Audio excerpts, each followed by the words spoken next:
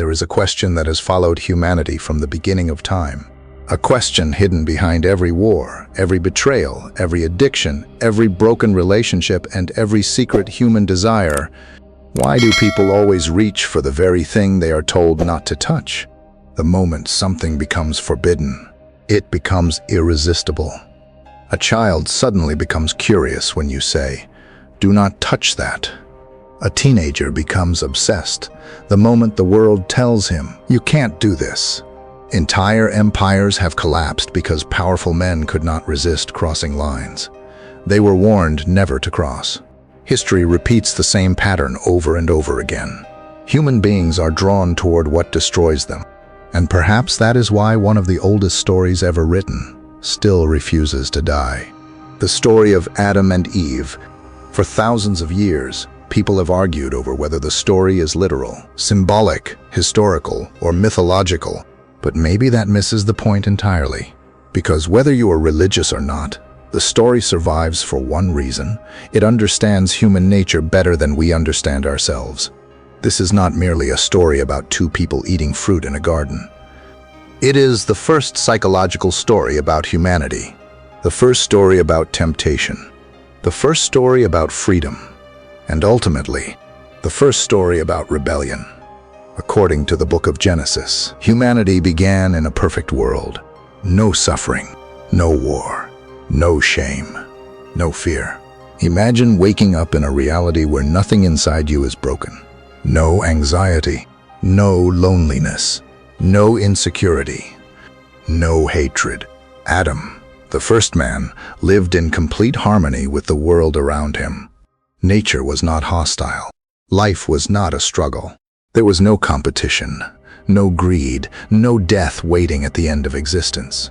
Then Eve appeared, the first woman, the first human companion, and perhaps the first person Adam ever truly loved. Together they lived in the Garden of Eden, a place that represented total peace between humanity, nature, and God. They walked without shame, without masks, without fear of being judged. They had everything human beings today spend their entire lives searching for: meaning, connection, security, and peace. But in the center of paradise stood one single boundary. One tree, one command. You may eat from every tree in the garden, except one. At first, the rule sounds simple, almost insignificant. Why would anyone risk paradise for a single piece of fruit? But maybe the forbidden fruit was never really about hunger. Maybe it represented something far more dangerous: freedom. Because true freedom only exists when disobedience is possible. Without choice, obedience means nothing. Without temptation, goodness has no value. And without the ability to rebel, love itself becomes empty programming. Perhaps that is what makes this story so disturbing. God did not create machines. He created beings capable of saying no. Beings capable of destroying themselves. Beings capable of choosing their own desires over truth. And then the serpent appears. Not with violence, not with force, but with an idea, a question. Did God really say that? That single sentence changed human history forever, because every downfall begins the same way. Not with action, but with doubt. A small compromise, a hidden curiosity, a voice whispering, maybe the rules do not matter. Maybe you deserve more. Maybe nothing bad will happen. Human beings rarely destroy themselves overnight. Most people fall slowly, one decision at a time. And thousands of years later, nothing has changed. People still sacrifice families for forbidden relationships. Leaders still trade integrity for power. Entire societies still reject moral boundaries in the name of freedom. Humanity still believes happiness exists on the other side of the line it was warned not to cross. Maybe that is why the story of Adam and Eve still matters. Because Eden is not just an ancient garden. It is a mirror. And the forbidden fruit still exists today. Not hanging from a tree, but hidden deep inside the human heart. Before humanity knew fear, before kingdoms rose and collapsed, before war stained the earth with blood, there was a garden. According to the book of Genesis, the human story did not begin in chaos. It began in perfection, a world untouched by suffering, untouched by violence, untouched by death itself. The Garden of Eden was more than a physical location. It symbolized harmony in its purest form, harmony between humanity and nature, between man and woman, between creation and God. Imagine a world without anxiety, no fear of the future, no pressure to prove yourself, no insecurity, no loneliness hiding behind smiles, no need for masks. Adam, the first man, opened his eyes in a reality where nothing inside him was broken. He did not wake up burdened by regret. He did not compare himself to others. He did not spend sleepless nights wondering whether he was enough. The modern human mind can barely comprehend such peace, because almost everything in our world revolves around survival, competition, and fear. But Eden was different. The earth itself was generous. Rivers flowed freely. Trees carried fruit in abundance. Nature was not hostile. Animals were not predators. Human beings did not struggle against creation. They belonged to it. Genesis describes a world where humanity walked in complete unity with life itself. And perhaps that detail matters more than we realize, because modern civilization has made humanity increasingly disconnected not only from nature, but from ourselves. We live surrounded by technology, noise, endless information, and constant stimulation, yet many people feel emotionally exhausted and spiritually empty.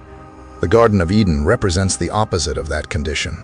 It represents inner wholeness. Adam lacked nothing. Think carefully about what that means. He had no hunger for status because there was nobody to compete against. He had no fear of rejection because there was no shame.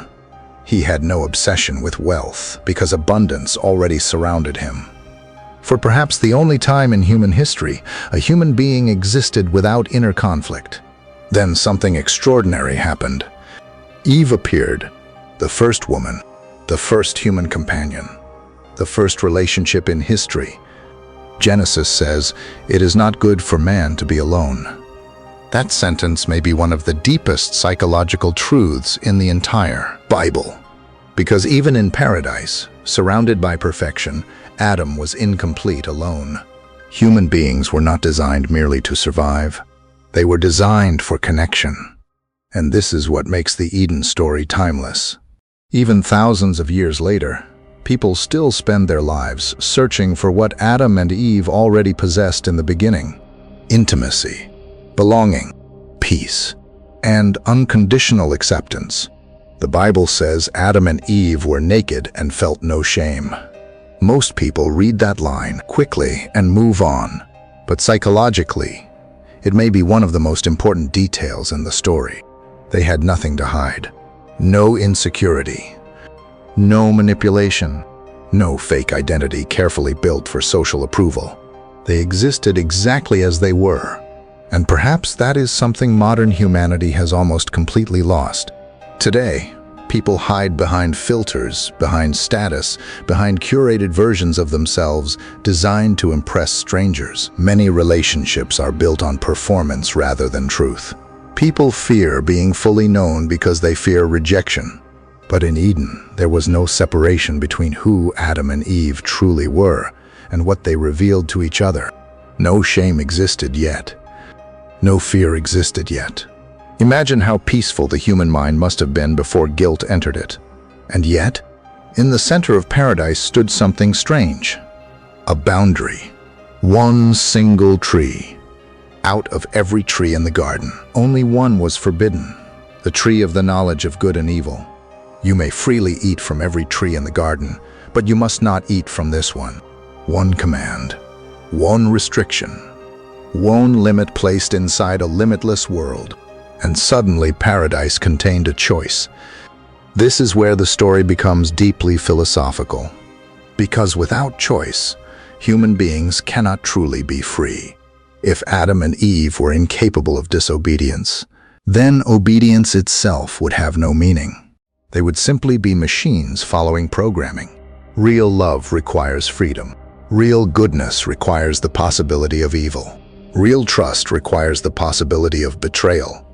Perhaps that is why the forbidden tree existed in the first place. Not as a trap, but as a test of freedom. God did not create robots. He created beings capable of choosing. Beings capable of saying yes. And, terrifyingly, beings capable of saying no.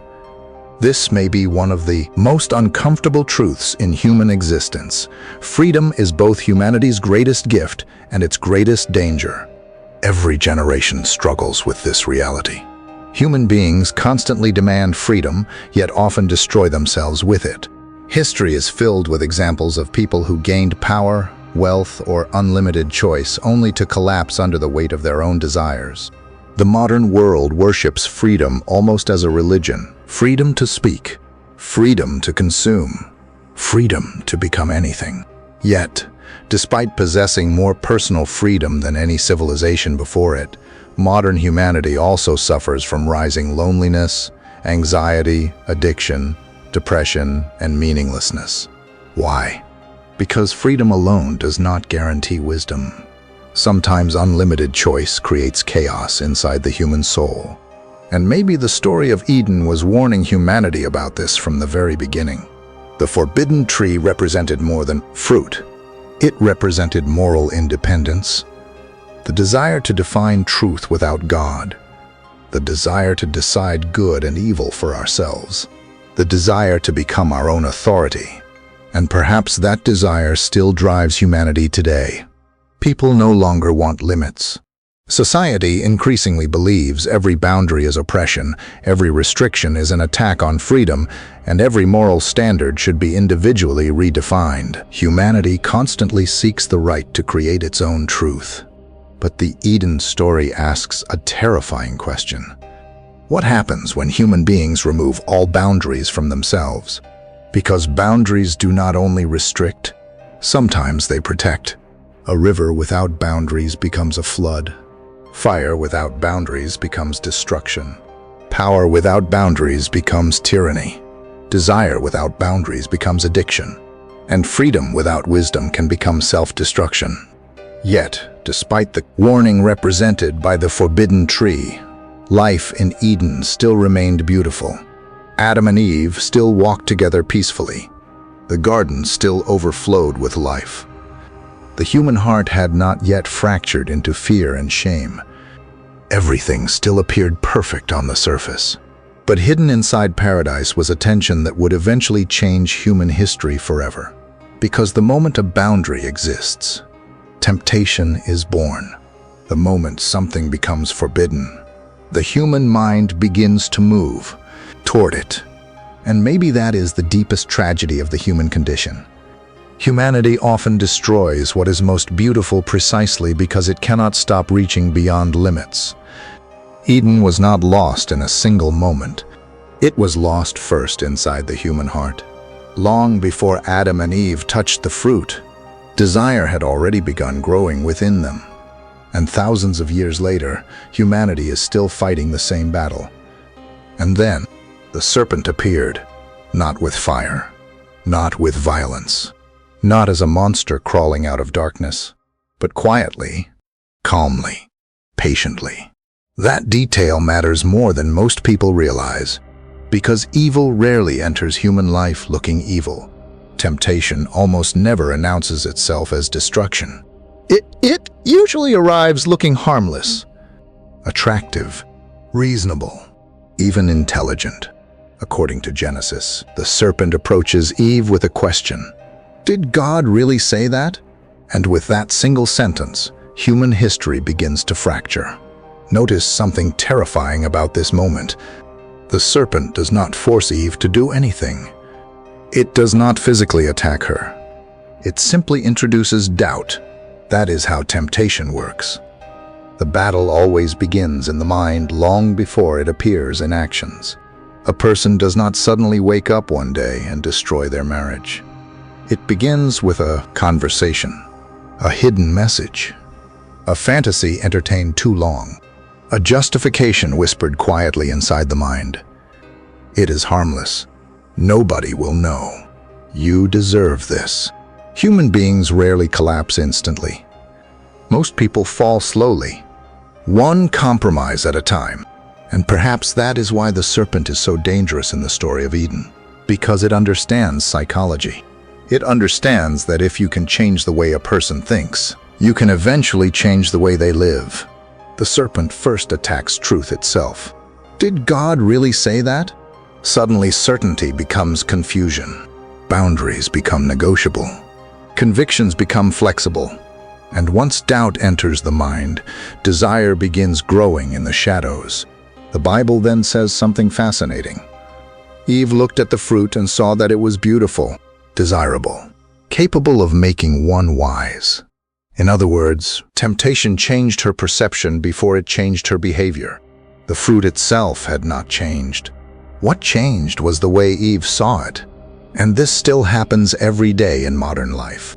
Human beings have an incredible ability to redefine dangerous things as desirable once emotions become involved. Power begins to look more important than integrity. Pleasure begins to look more valuable than discipline. Short-term satisfaction begins to feel more real than long-term consequences. Temptation distorts vision before it destroys behavior. And perhaps the deepest part of the Eden story is this. Eve was not truly hungry for fruit. She was hungry for something far more dangerous. Autonomy. Independence. The serpent says, "You will become like God." That sentence reveals the true temptation hidden inside the story. The temptation was never merely physical desire. It was the desire to replace God, to define truth independently, to decide good and evil personally, to become the center of reality. And thousands of years later, humanity still struggles with the exact same temptation. Modern culture constantly tells people, create your own truth. Follow your feelings. You decide what is right.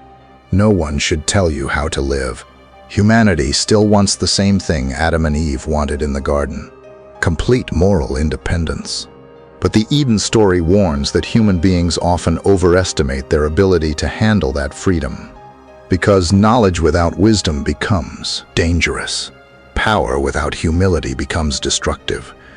Freedom without boundaries becomes chaos. And perhaps this is why so many successful people still destroy themselves. Some gain wealth, but lose peace. Some gain fame, but lose identity. Some gain power, but lose their soul.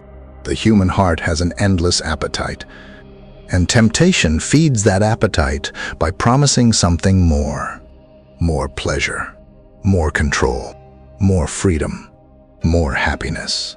Yet, temptation rarely reveals the full price in the beginning. Addiction never introduces itself as slavery. Betrayal never introduces itself as destruction. Sin almost always disguises itself as opportunity. That is why the serpent speaks so softly in Eden. It does not need force. Human desire will eventually do the rest. But there is another detail in this story that is often ignored. Adam was there, silent, watching, listening, doing nothing. This may be one of the most psychologically disturbing moments in the entire Bible. Because Adam's failure was not only rebellion, it was passivity. He saw danger approaching and remained silent. He watched deception unfold and said nothing. And maybe that reflects one of humanity's oldest weaknesses. People often stay silent when truth becomes uncomfortable. Throughout history, many disasters were not caused solely by evil people. They were allowed by passive people, by leaders who lacked courage, by fathers who remained absent, by individuals who knew something was wrong but avoided confrontation because silence felt safer. Adam represents the tragedy of passive responsibility, and modern society is filled with it. People watch corruption unfold and stay silent. Friends watch self-destruction happen and say nothing. Families avoid difficult truths to keep temporary peace. Sometimes the greatest damage in human history comes not from hatred, but from silence. Then comes the moment that changes everything. Eve takes the fruit, and Adam follows. In Genesis, the action itself happens almost instantly. One bite, one decision, one act of disobedience. Yet hidden inside that moment is the collapse of innocence itself. Because the moment humanity places its own desire above truth, paradise begins to disappear. The Bible says their eyes were opened immediately. But what exactly did they see? For the first time, human beings became self-conscious. Shame entered the human experience. Fear entered the human experience. Separation entered the human experience. Suddenly, Adam and Eve realize they are naked. They hide. They cover themselves. They become afraid. And perhaps this is one of the deepest psychological observations in all of Scripture. Guilt changes the way people see themselves. Before the fall, Adam and Eve lived transparently. After the fall, they hide. Human beings have been hiding ever since. Behind money, behind status, behind carefully constructed identities, behind social media versions of themselves designed to appear successful, confident, and happy. Modern humanity may look technologically advanced, but psychologically, we are still standing in Eden, trying to hide from ourselves. And then something even darker happens. Adam blames Eve. Eve blames the serpent. Responsibility disappears. This is another timeless truth about human nature. People often sin together, but hide alone. Nobody wants ownership of guilt. People justify themselves, excuse themselves, shift blame onto society, trauma, family, politics, culture, anyone except themselves. Because once shame enters the heart, honesty becomes painful. And maybe that is the true tragedy of temptation. It promises freedom, but often produces slavery. It promises enlightenment, but creates confusion. It promises power, but leaves emptiness behind. Adam and Eve reached for something they believed would make them greater. Yet the result was fear, separation, and loss. And perhaps humanity has repeated that same pattern throughout all of history. We continue believing the next desire will finally satisfy us. The next relationship, the next achievement, the next pleasure, the next success. Yet the hunger inside the human soul never fully disappears, because temptation is not merely about wanting bad things. It is about searching for ultimate fulfillment in things that cannot carry the weight of the human soul. And maybe that is why the story of the serpent still matters today, because the voice in Eden never truly disappeared.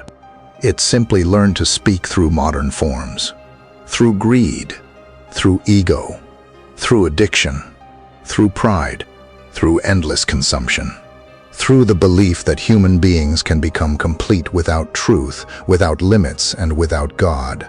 The serpent's oldest lie was not simply, "Eat the fruit."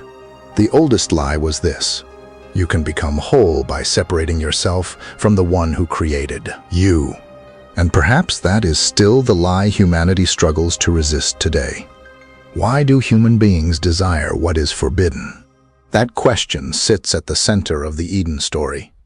And perhaps at the center of human history itself. Because if Adam and Eve already lived in paradise, if they already possessed peace, love, purpose, and abundance, then why risk everything for one forbidden tree? Why would someone who already had everything still want more? At first glance, the story almost feels irrational. But the deeper you look into human psychology, the more terrifyingly familiar it becomes. Because humanity has never been destroyed by necessity alone. More often, humanity destroys itself through excess, through desire without limits, through the inability to say, "What I already have is enough." The forbidden fruit represents something ancient inside the human heart, the temptation to cross boundaries simply because they exist. There is something mysterious about prohibition. The moment a boundary appears, desire awakens. Tell a person there is a hidden room they must never enter, and suddenly their mind becomes obsessed with what lies behind the door. Tell society certain ideas are forbidden, and curiosity immediately grows stronger. Human beings are strangely attracted to limits. And perhaps this reveals something uncomfortable about freedom. People do not merely want the ability to choose. They want the ability to choose without restraint. The serpent understood this perfectly. That is why the temptation in Eden was not centered on hunger. Eve was surrounded by abundance. She was not starving. She was not oppressed. She was not lacking pleasure or beauty. The temptation was psychological, existential, spiritual. The serpent offers Eve something much deeper than fruit: autonomy. You will become like God. That sentence may contain the core temptation of all human civilization. Not merely the desire to enjoy life, but the desire to define reality itself. Human beings want authority over truth. We want the right to decide. What is good? What is evil? What matters? What has meaning? The forbidden fruit symbolized independence from divine authority. It symbolized humanity placing itself at the center of morality.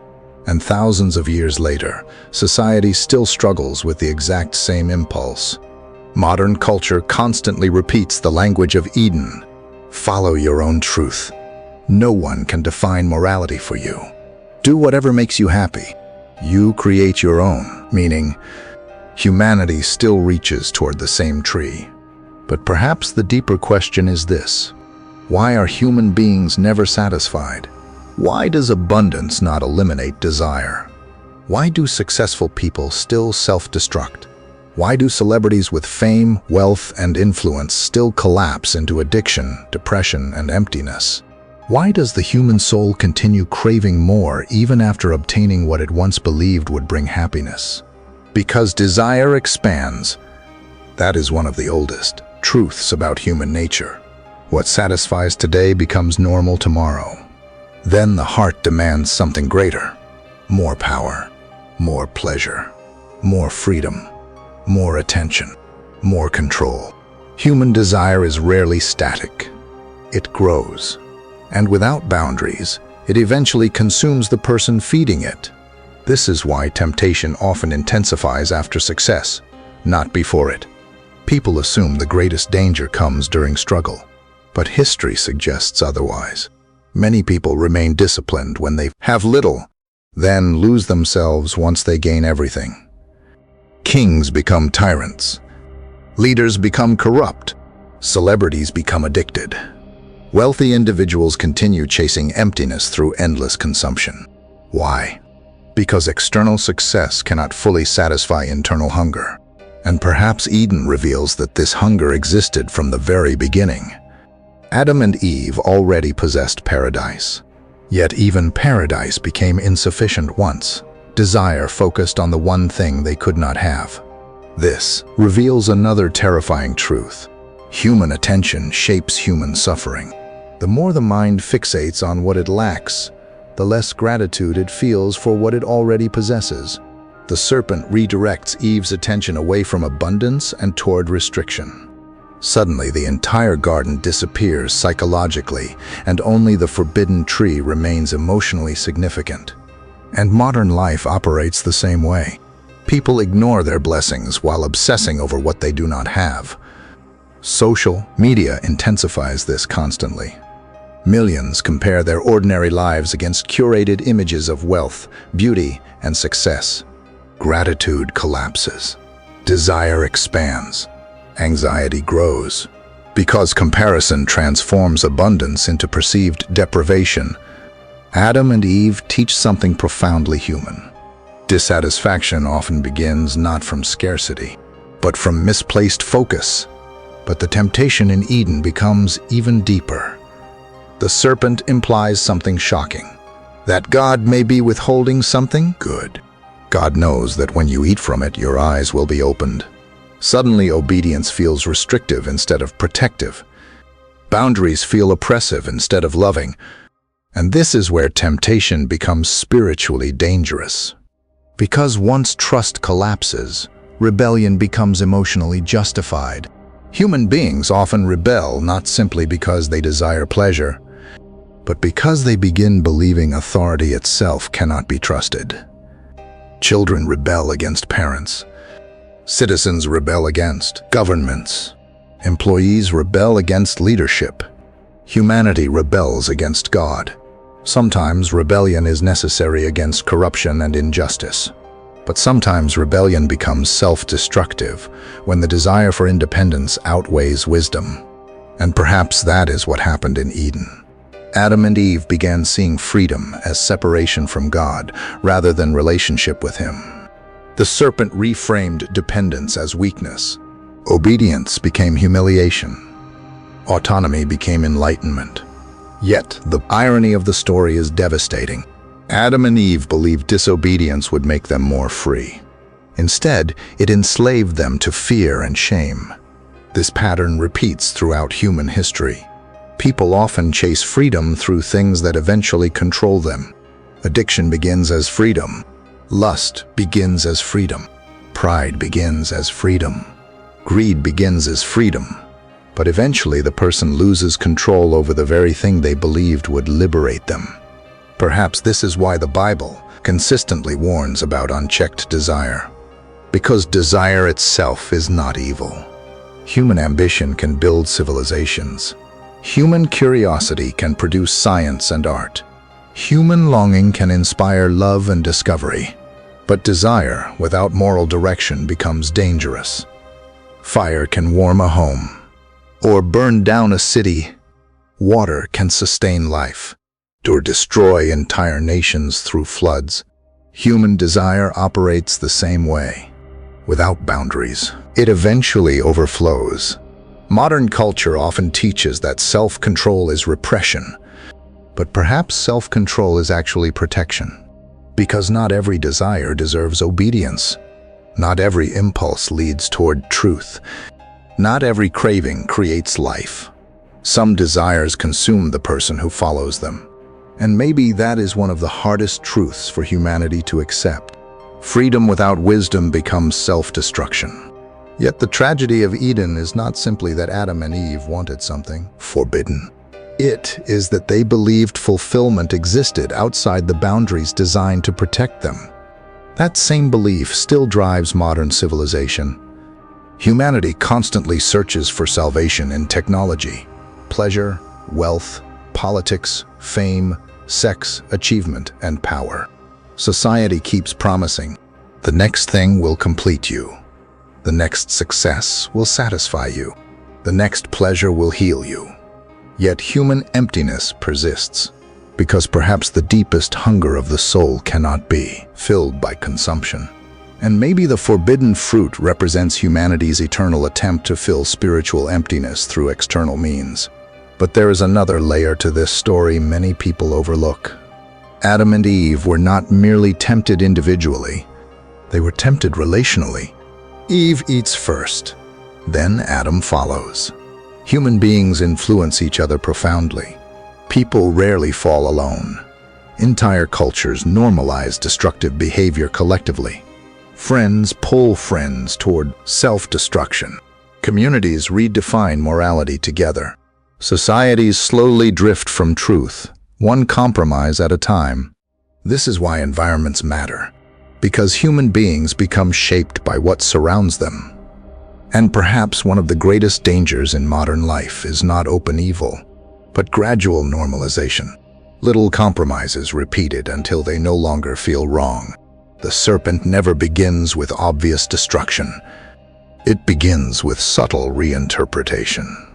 Maybe this boundary is unnecessary. Maybe this is not really harmful. Maybe everyone else is doing it. Evil often enters culture quietly before becoming visible publicly. And by the time society recognizes the damage, the moral structure underneath has already weakened. This is why the Eden story remains psychologically relevant thousands of years later, because it reveals something timeless. Human beings are not destroyed primarily by ignorance. They are often destroyed by desires they refuse to control. Adam and Eve already possessed paradise, yet they still reached for more.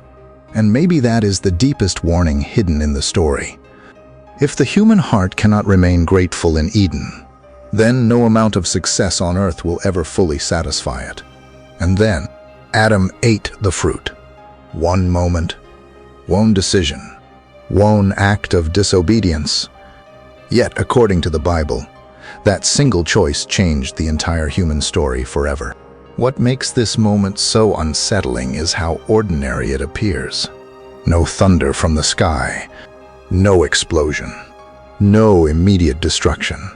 Just a man, reaching out his hand and taking what was forbidden, and perhaps that is exactly how most human downfalls begin.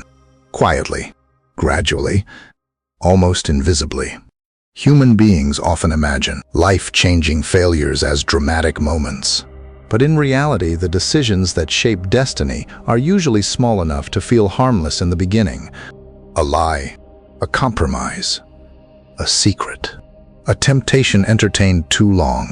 Most people never intend to destroy themselves. They simply underestimate the consequences of small choices. Adam's fall was not merely about eating fruit. It represented something deeper. Humanity choosing its own desire over truth. And perhaps this is the real meaning of sin. In the Eden story, sin is not simply rule-breaking. It is the human attempt to place itself above moral authority. Adam knew the boundary. He understood the command, yet he crossed it anyway. Why? Because temptation had already changed the way he saw reality. The forbidden fruit no longer appeared dangerous. It appeared liberating. And that may be one of the greatest psychological dangers in human life. People often become blind to destruction when desire becomes emotionally convincing. History repeats this pattern constantly. Leaders convince themselves corruption is necessary. Addicts convince themselves they remain in control. Betrayers convince themselves their actions are justified. Human beings possess an extraordinary ability to rationalize what they secretly want. Adam's fall reveals something uncomfortable. Intelligence alone does not protect humanity from self-destruction. People can know truth intellectually while still choosing against it, emotionally. And perhaps modern society proves this every day.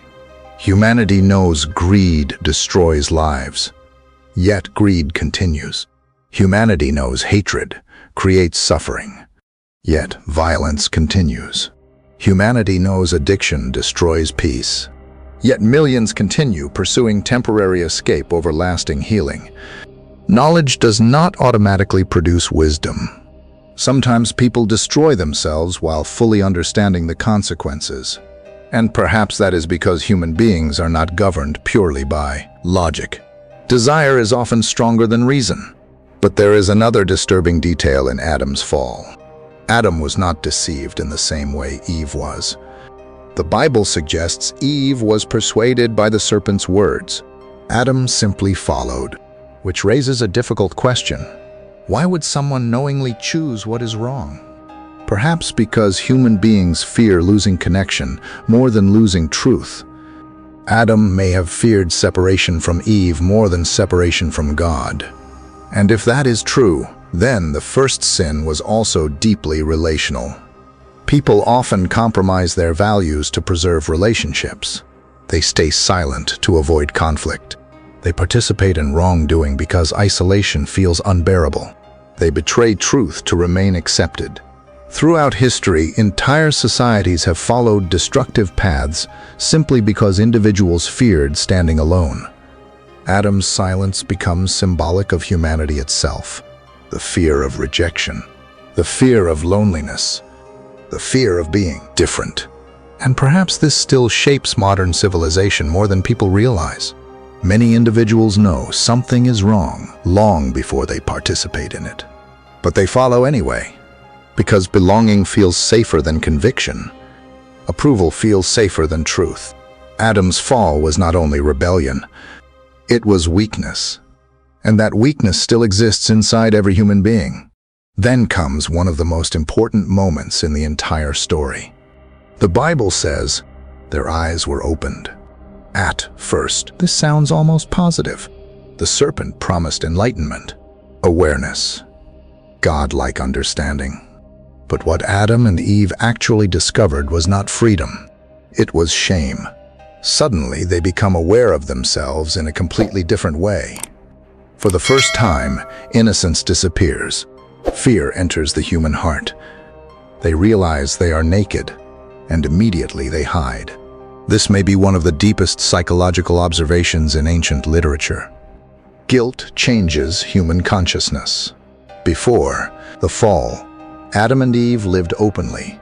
After the fall, they hide behind coverings. Human beings have been hiding ever since. Behind achievements, behind money, behind beauty, behind success, behind carefully constructed identities designed to hide insecurity. Modern people may wear expensive clothing instead of fig leaves, but psychologically, humanity is still trying to cover shame. Social media intensifies this dramatically. Millions construct idealized versions of themselves while privately struggling with anxiety, loneliness, and emptiness. People fear being fully seen, because deep down, many believe that if others truly knew them, they would no longer be loved. The fall of Adam introduced division not only between humanity and God, but within the human self. Inner conflict begins here. Shame begins here. Self-consciousness begins here. And perhaps that is why peace remains so difficult for modern humanity. Human beings are often at war within themselves, torn between desire and conscience, between impulse and wisdom, between who they pretend to be and who they actually are. Then the story becomes even darker. God calls out, "Adam, where are you?" This may be one of the most haunting questions in Scripture. Not because God lacked information, but because Adam himself was lost. The man who once walked openly with God is now hiding among trees. Fear has replaced intimacy, and Adam responds. He was afraid. Those words change human history forever. Fear enters the relationship between humanity and God. But fear also enters human relationships themselves. Because once shame appears, trust becomes fragile. And then comes another timeless human behavior: blame. God asks Adam what happened. Adam blames Eve. Eve blames the serpent. Responsibility fractures instantly. This is one of the clearest mirrors of human nature ever written. People rarely want ownership of guilt. They explain it away, redirect it, justify it. Society still does this constantly. Politicians blame opponents. Families blame trauma. Individuals blame culture. Entire civilizations avoid responsibility by finding external explanations for internal corruption. But the Eden story suggests something difficult. Healing cannot begin until responsibility is acknowledged. Adam's tragedy was not simply that he fell. It was that he immediately hid from the truth afterward. And perhaps that remains humanity's greatest weakness. People often sin first, then spend years avoiding honesty about it. But despite the darkness of the fall, there is something deeply human about Adam. He is not a monster. He is not purely evil. He is fragile, fearful, conflicted, weak. In many ways, Adam represents every human being who has ever lived. Every person who knew better but still made the wrong choice. Every person who allowed desire to overpower wisdom. Every person who hid behind excuses after failure.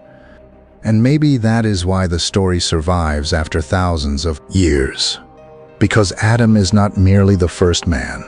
He is humanity itself.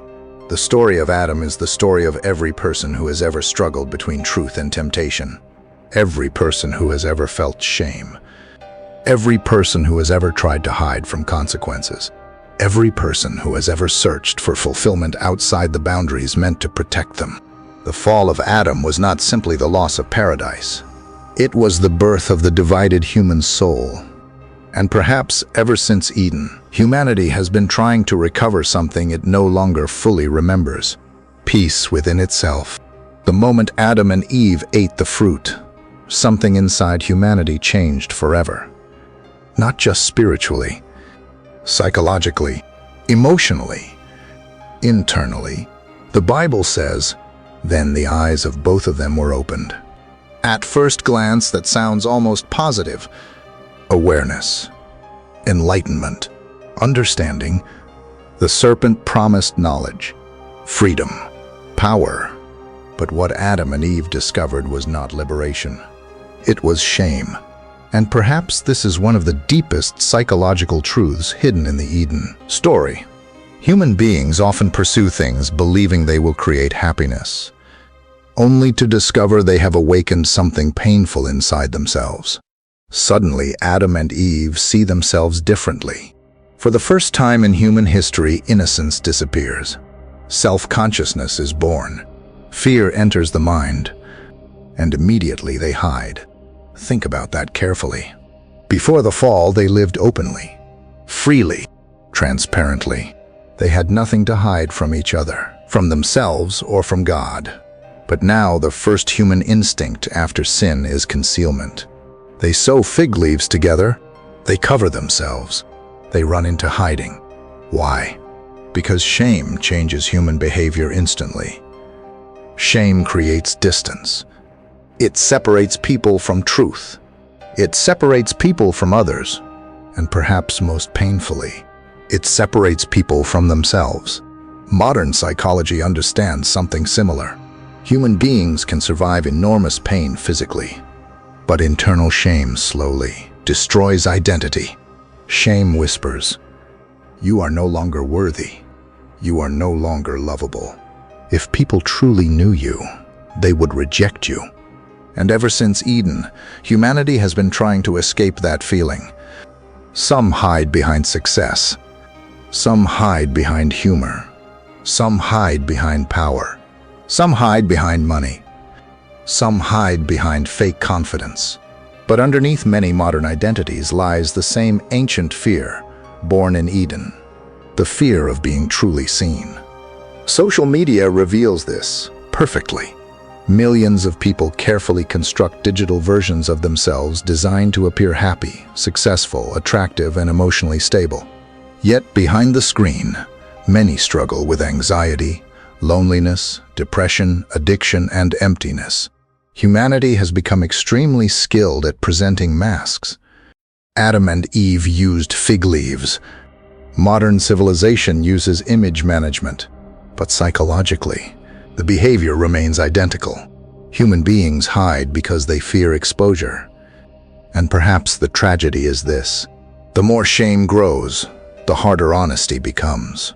Then something else happens in the story. God calls out, "Adam, where are you?" This question is extraordinary. Not because God lacked information, but because Adam himself no longer knew where he truly stood. The man who once walked openly with God is now hiding among trees like a frightened child. And Adam responds, "He was afraid." Those 4 words may mark the birth of human anxiety. Before the fall, Adam knew no fear. Now, fear dominates his consciousness. Fear of exposure, fear of judgment, fear of consequences, fear of vulnerability. Fear enters the human nervous system itself. And perhaps this explains why fear continues shaping civilization thousands of years later. People fear failure, fear rejection, fear aging, fear being alone, fear not being enough, fear losing control, fear death. Modern society appears technologically advanced, yet emotionally many people still live trapped inside fear. Entire industries profit from human insecurity.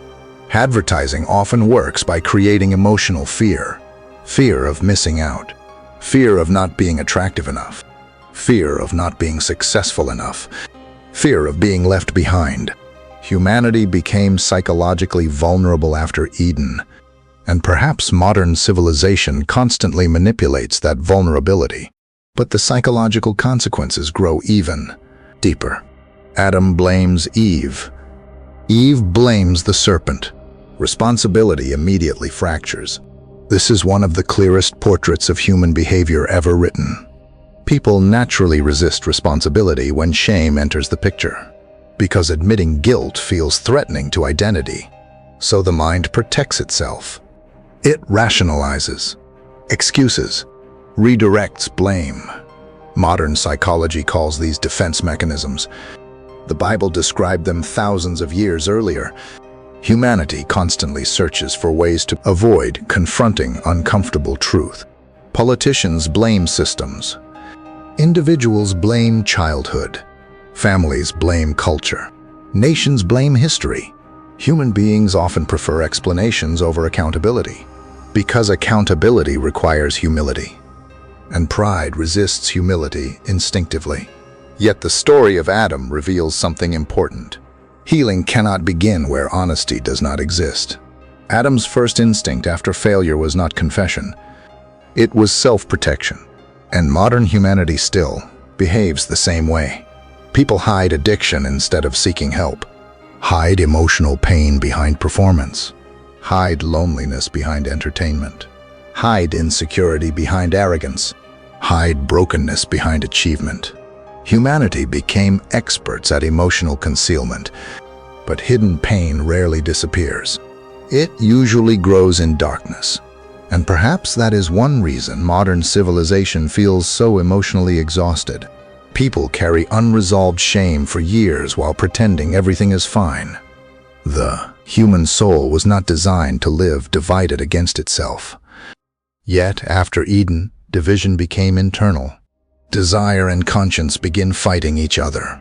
Truth and impulse begin pulling in opposite directions. Human beings become psychologically fragmented. And perhaps this explains why inner peace remains so difficult to sustain. Because people are often fighting wars inside themselves that nobody else can see. Another tragic consequence appears immediately after the fall: alienation. Adam and Eve not only hide from God, they become separated from each other emotionally.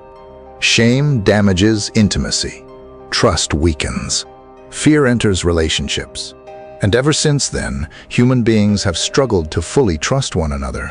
Relationships become complicated by ego, insecurity, pride, jealousy, and fear of betrayal. People long for connection, but fear vulnerability. They desire intimacy, but avoid exposure. They want love, but fear rejection. Eden represents the loss of relational innocence. And perhaps every human relationship since then has carried traces of that fracture. Then comes another devastating consequence. Suffering enters existence. God tells Adam, "By the sweat of your brow you will eat your food." Work becomes struggle. Life becomes difficult. Pain becomes unavoidable. The ground itself resists humanity now. And perhaps this symbolizes something larger than agriculture. Human existence itself becomes exhausting. Survival now requires conflict, effort, and endurance. Modern life reflects this deeply. Many people feel trapped in endless cycles of pressure. Work, bills, stress, competition, emotional exhaustion. Humanity constantly searches for rest, but rarely finds it completely. Perhaps because somewhere deep within the human soul remains the memory of Eden, the memory of a peace we no longer fully possess. But the greatest psychological consequence may be death itself. Before the fall, death did not define human existence. After the fall, mortality enters reality. Human beings suddenly become temporary, fragile, vulnerable. Every civilization throughout history has struggled with this terror. Humanity fears death not only physically, but psychologically. People fear meaninglessness, fear disappearing, fear being forgotten. And perhaps much of human ambition is actually an attempt to escape mortality symbolically. People build empires, create art, pursue fame, seek legacy. All partly driven by the desire to transcend death. But no achievement fully removes existential fear, because the human soul seems to sense it was created for something beyond temporary existence. And maybe that is why the Eden story continues haunting humanity. It describes not only the origin of sin, but the origin of psychological suffering itself. Shame, fear, anxiety, alienation, insecurity, mortality, inner conflict. Humanity did not merely lose a garden. Humanity lost inner harmony. Yet perhaps the most heartbreaking detail of all is this. Adam and Eve still desire connection with God after the fall, but now they are afraid of Him. This is the tragedy of shame. It causes people to run from the very thing they need most. Many people still do this today. They isolate themselves when hurting, push others away when ashamed, hide emotionally when they most need healing. Shame convinces people they must clean themselves before returning to love. But perhaps healing begins the opposite way, by stepping out from hiding. And maybe that is one reason the story of Eden still matters after thousands of years. Because Adam and Eve are not distant mythological figures. They are mirrors. Their fear is our fear. Their shame is our shame. Their hiding is our hiding. Their brokenness is humanity's brokenness. The psychological consequences of Eden never truly disappeared. They simply evolved with civilization. Modern humanity may live in skyscrapers instead of gardens. But internally, people are still searching for the peace that was lost in the beginning.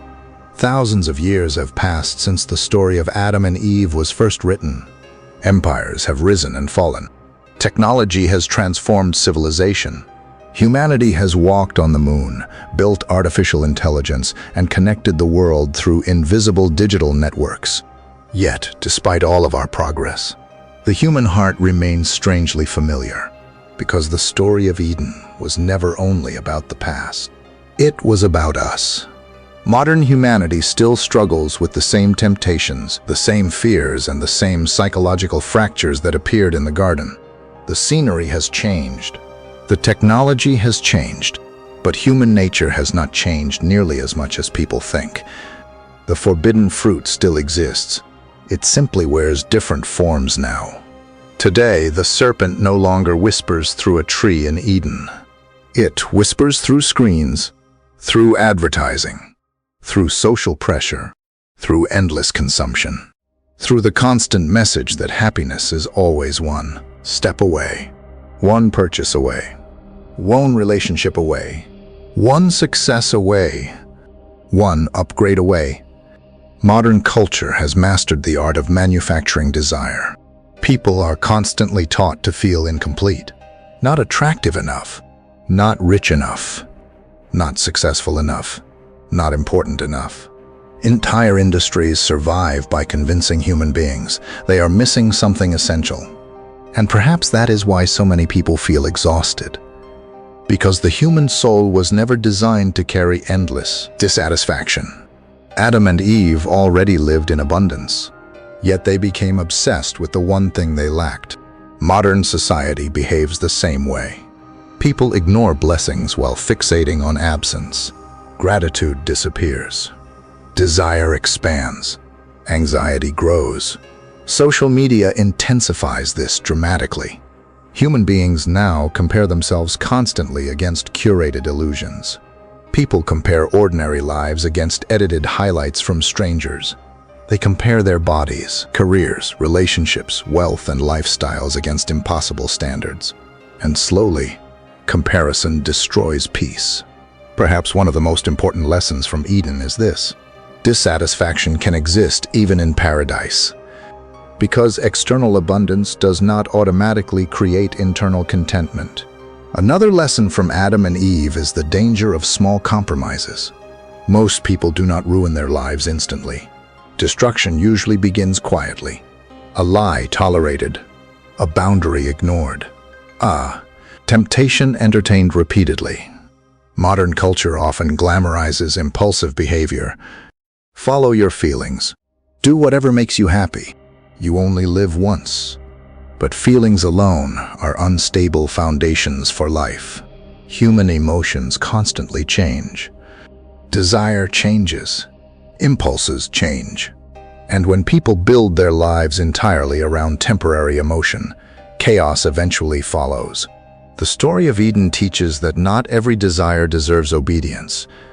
Some desires lead toward life. Others slowly destroy the person following them. Modern society often confuses freedom with the absence of limits. But perhaps the Eden story suggests the opposite. Boundaries are not always oppression. Sometimes boundaries protect human beings from themselves. A river without boundaries becomes a flood. Fire without boundaries becomes destruction. Human desire without boundaries becomes addiction. And perhaps one of the greatest modern lies is the belief that unlimited freedom automatically creates happiness. Many people today possess more freedom than any generation before them, yet still feel emotionally lost. Why? Because freedom without purpose creates emptiness. Human beings need more than options. They need meaning. Adam and Eve also reveal something important about shame. After the fall, they hide. And modern humanity still hides constantly. People hide emotional pain behind success, hide loneliness behind entertainment, hide insecurity behind arrogance, hide depression behind smiles. Modern society rewards performance more than authenticity. People fear being fully honest because they fear rejection. So they construct identities designed for approval. But eventually, pretending becomes exhausting. And perhaps that explains why so many people feel disconnected even while constantly surrounded by others. They are loved for the mask, not for the real person underneath. Eden reminds humanity that peace requires honesty, not perfection. Honesty. Another powerful lesson from Adam's fall is the danger of passivity. Adam saw temptation unfold and remained silent. He watched destruction approach and said nothing. That pattern still exists today. Many fathers remain emotionally absent from their families. Many leaders avoid truth because conflict feels uncomfortable. Many people witness injustice, but stay silent to protect themselves socially. Sometimes evil grows, not because darkness is powerful, but because good people remain passive. Silence can become participation. And perhaps modern society desperately needs individuals willing to speak truth even when uncomfortable. The story of Eden also exposes humanity's obsession with self-definition. The serpent promised Adam and Eve, "You will become like God." In many ways, modern culture still worships this idea. Humanity increasingly wants complete moral independence. People want the authority to define truth individually. But the danger is this.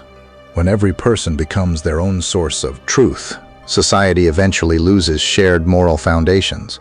And without shared moral foundations, trust collapses. Communities weaken. Relationships fracture. Civilization itself becomes unstable. The Eden story warns that human beings are not wise enough to carry unlimited power without moral guidance.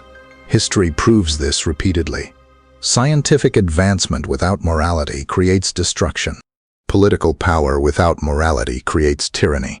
Wealth without morality creates exploitation. Freedom without morality creates chaos. Technology can improve life externally, while humanity continues collapsing internally. Perhaps that is why modern civilization feels both advanced and deeply broken at the same time. Humanity learned how to master machines, but still struggles to master itself. Adam and Eve also teach something painful about relationships. After the fall, blame enters human connection. Trust weakens. Fear grows. And ever since then, relationships have carried tension between intimacy and self-protection. Modern people desperately desire love, yet many fear vulnerability. They fear betrayal, fear abandonment, fear emotional exposure. So they keep walls around themselves. But walls designed to keep pain out often keep connection out as well. Eden reminds humanity that love cannot fully exist where honesty is absent. One of the deepest modern lessons from this story may be about identity itself. Adam and Eve lost connection with who they were after rejecting truth. Modern society faces a similar crisis. Millions of people struggle with identity, purpose, and meaning. People ask, who am I? Why am I here? What gives life meaning? And modern culture often answers with consumption, achievement, or personal expression. But those things rarely satisfy the deeper hunger of the soul. People achieve goals yet still feel empty afterward, because purpose cannot be fully replaced by pleasure. And perhaps the greatest lesson from Eden is this: human beings were created for more than consumption, more than survival, more than pleasure.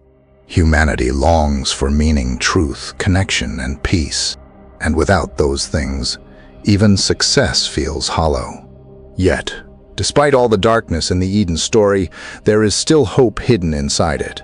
Because Adam and Eve's failure reveals something deeply human. Brokenness is universal. Every person struggles. Every person fails. Every person wrestles with desire, fear, shame, and weakness. This realization should create humility, not arrogance. Humanity often divides people into categories: good people and bad people. But the Eden story suggests something more complicated. The line between good and evil runs through every human heart. Every person possesses the capacity for compassion and destruction, wisdom and self-deception, love and selfishness. Perhaps maturity begins when people stop pretending they are incapable of darkness, because only then can true self-awareness emerge. And maybe that is why the story of Adam and Eve still survives after thousands of years, not because it is merely ancient religion, but because it describes humanity with uncomfortable accuracy. The story explains why people sabotage themselves, why shame isolates people, why desire grows endlessly, why freedom alone cannot save humanity, why modern civilization remains emotionally restless despite material progress. Adam and Eve are not distant figures, trapped in ancient history. They are reflections of the modern human condition. And perhaps the real question of Eden is not, why did Adam and Eve fall? But this: if we stood in the garden ourselves, would we truly have chosen differently? Perhaps the story of Adam and Eve was never truly about the past. Perhaps it was always about us. Because somewhere deep inside every human being, the garden still exists. And so does the serpent. Every day, humanity continues standing before forbidden trees. The temptation may look different now. It may come through power, through lust, through greed, through pride, through endless distraction, through the desperate need for validation. But beneath all those forms, the same ancient voice still whispers, you can become more. You do not need limits. You do not need truth outside yourself. You can define your own reality. And perhaps that is why the Eden story has survived for thousands of years while entire civilizations disappeared into dust.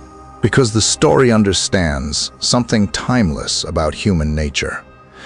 Humanity longs for freedom, but often does not know how to handle it. We want infinite choice, infinite pleasure, infinite control.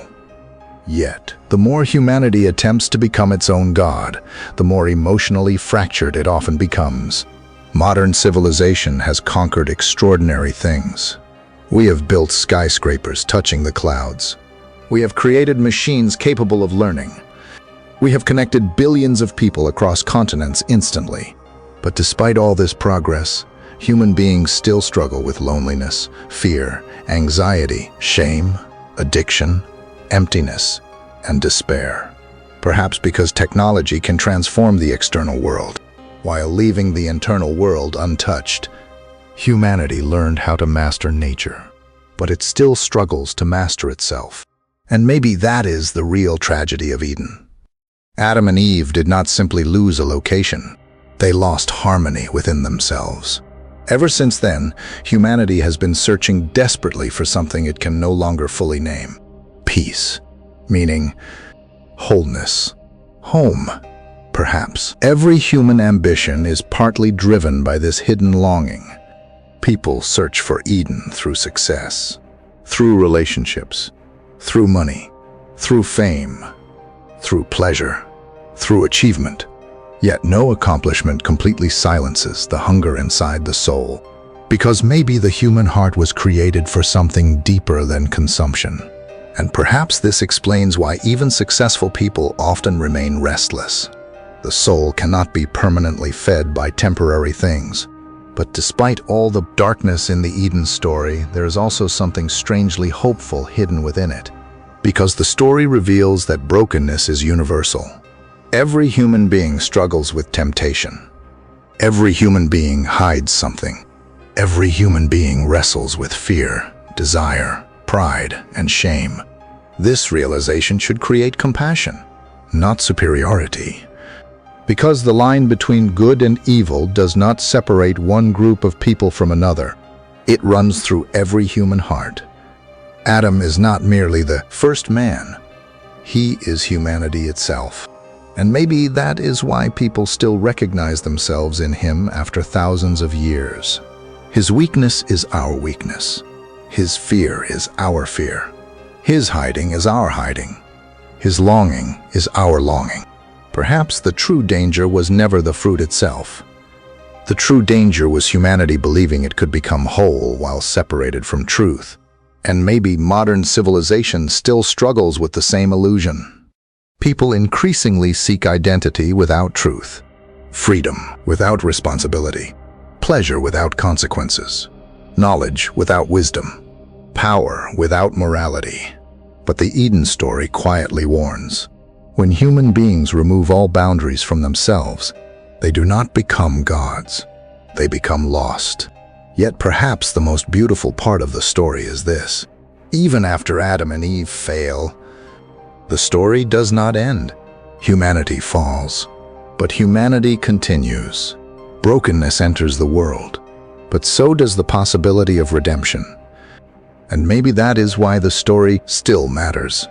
Not because it merely explains the beginning of sin, but because it explains the beginning of hope. Hope that human beings are more than their failures. Hope that shame does not have to be the final chapter.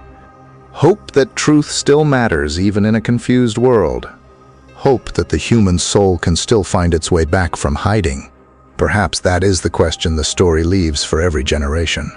What does it mean to be truly human? Is humanity merely a creature driven by desire? Or is there something higher inside us, still fighting to be remembered? Maybe the Garden of Eden was never only a place humanity lost long ago. Maybe Eden represents the deepest part of the human soul, the part still searching for peace, still searching for truth, still searching for home. And perhaps the greatest tragedy of humanity is not that we continue falling. Perhaps the greatest tragedy is how often we continue hiding after we fall. Because healing can never begin in hiding. Truth begins when human beings finally step out from behind the fig leaves. When they stop pretending, stop blaming, stop running, and finally confront themselves honestly.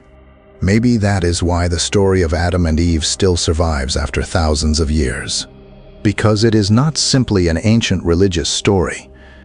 It is a mirror reflecting humanity back to itself, and perhaps somewhere, deep beneath all the noise of modern civilization, the human soul still remembers the garden,